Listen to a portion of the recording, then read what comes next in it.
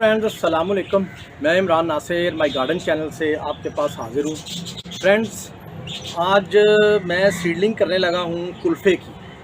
अब कुल्फ़ा क्या है मैं आपको दिखाता हूँ। ये देखें आप, ये जी कुल्फ़ा है, ये देखें आप। और न्यूट्रिएंट से भरपूर चीज़ है, आपके लिए बहुत अच्छी है। ये प्लांट जो है बेसिकली एंटी बैक्टीरियल क्वालिटीज़ रखता है, खाने के लिए आपके लिए बहुत मुफीद है। अगर आपको फ़ीवर है, अगर आप फ़ीवर में इसका इस्तेमाल करते हैं तो ये आपको उसकी बुखार में कमी भी ला सकता है। विटामिन्स की बात की जाए तो विटामिन्स इसके अंदर बेतहाशा होते हैं, ख़ास तौर पे विटामिन ए, विटामिन सी और कैल्शियम और फास्फोरस, ठीक है कि नहीं, ये इसके अंदर बहुत ज़्यादा पाया जाता है। क्या इसको आप घरों में इजीली काश कर सकते हैं। इसको साग भी कहते हैं, गर्मियों का साग।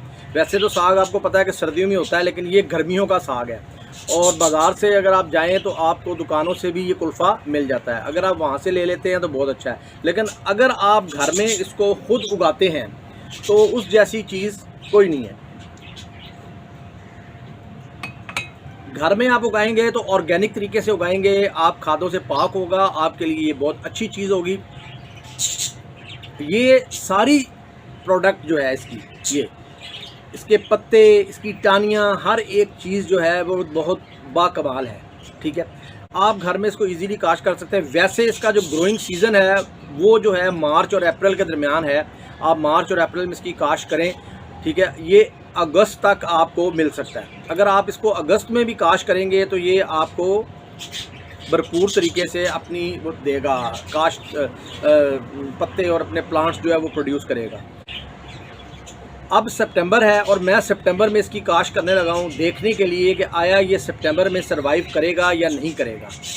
तो एक्सपेरिमेंट के तौर पे मैं बीज ले आया हूँ और उसको मैं लगाऊंगा सितंबर में। आपको पता है एंड ऑफ सितंबर जा रहा है। ये तकरीबन 20 से 22 दिन में ये पौधा तैयार हो जाता है। इसको आप हार्वेस्ट करें, फिर ये निकल आएगा, यानी कि मल्टीपल हार्वेस्ट आपको दे सकता है। आप खाली इसके पत्ते तोड़ना चाहें पत्ते तोड़ लें, इसकी टानियाँ बनती रहेंगी। अगर आप इसको कटिंग करेंगे तो ये मज़ीद फैलेगा।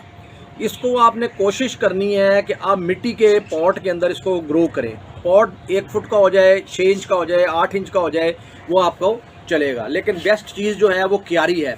अगर आप क्यारी के अंदर इसको काश करते हैं तो उसका रिज़ल्ट जो है वो बहुत आला होगा। अगर आपके पास क्यारी नहीं है तो आप ग्रो बैग्स का इस्तेमाल कर सकते हैं, लेकिन प्लास्टिक के जो पॉट्स हैं उसकी मैं आपको इजाज़त नहीं दूंगा। क्यों कि प्लास्टिक के पॉट्स के अंदर ये वेल ड्रेन्ड सॉइल जो है इसकी ज़रूरत होती है। और ये जब प्लास्टिक का जो पॉट होता है उसमें पानी जो है वो जल्दी नहीं सूखता है सर्दियों में।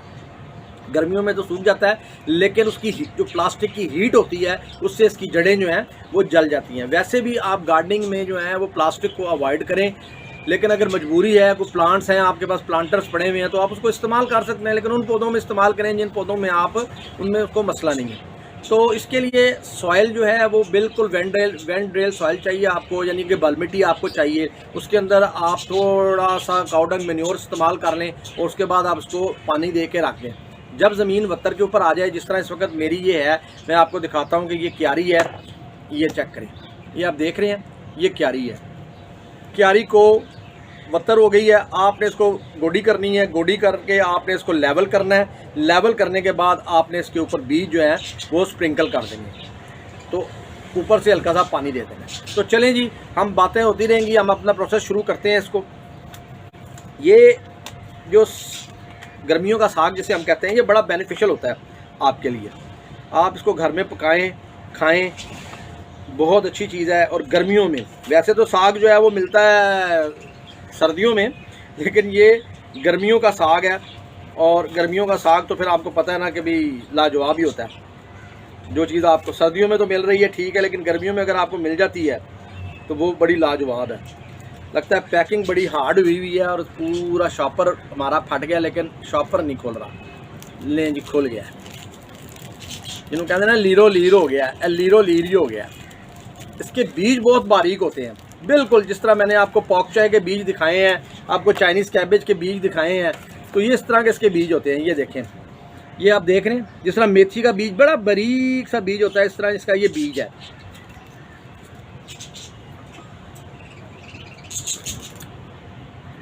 माजरत के साथ जी, चाय पी रहा हूँ। आपने बीज कल लिफाफा खोल लेना है इस तरीके से, और आपने बीज अपने हाथ के ऊपर डाल लेने हैं, जो कि आपने इस पर स्प्रिंकल करने हैं। इसके लिए ये आपको दिखाऊं तो इतने बीज इसके लिए बहुत ज़्यादा है, ठीक है।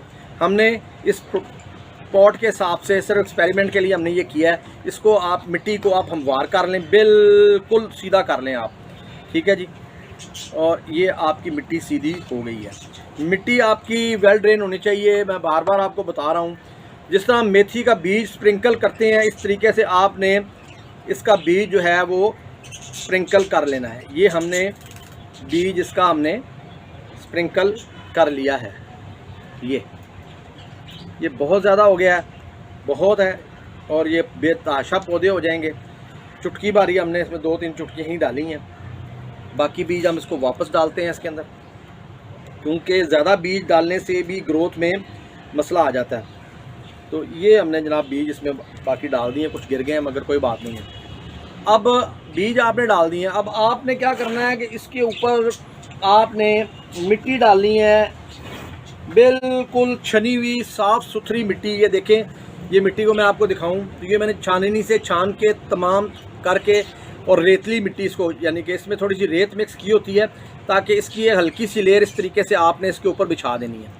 तकरीबन आधा इंच की लेयर जो है ना, वो आपने इसके ऊपर बिछा देनी है, ये इस तरीके से। ये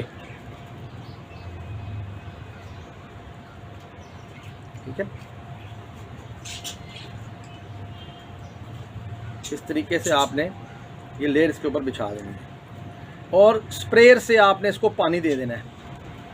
मेरा स्प्रेयर ख़राब हुआ है इस वक्त, मैं इसको तरीके से पानी दूंगा।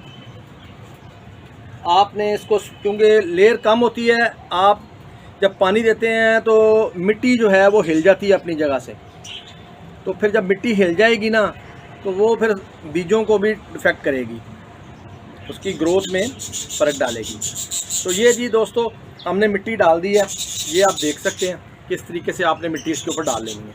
अब हमने इसको पंजाबी में कहते हैं पदरा करना है, उर्दू में कहते हैं लेवल करना है, और इंग्लिश में कि लेवल करना है, उर्दू में कहते हैं हमवार करना है। तो जो भी चीज़ आप समझ सकें आप करें। आप आराम से इसको कोई चीज़ लें और इसको आराम से इसको ऊपर से इसको लेवल कर दें।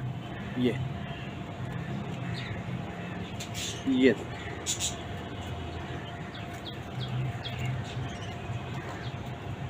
तो कुल्फ़े की चीदा खसूसियात जो हैं वो मैंने आपको गिनाई हैं। अपने फूड में इसका इस्तेमाल लाजमी करें, ये बहुत अच्छी चीज़ है। अगर आपको बाज़ार से मिल रहा है तो वो भी खाएं, लेकिन ऑर्गेनिक खाने का जो फ़वाइद है ना, वो अपने हैं। और फिर कोई चीज़ जब आप अपनी मेहनत से उगाते हैं, अपने खुद उगाते हैं और उगा के अपने रखते हैं, तो वो फिर लाजवाब हो जाती है। तो लो दोस्तों, हमारी सीडलिंग कुल्फ़े की जो है वो कंप्लीट हो गई है। इमरान नासिर को माई गार्डन चैनल से इजाज़त दीजिए। इंशाल्लाह ताला फिर मिलेंगे एक नए व्लॉग के साथ। अल्लाह हाफ़िज़।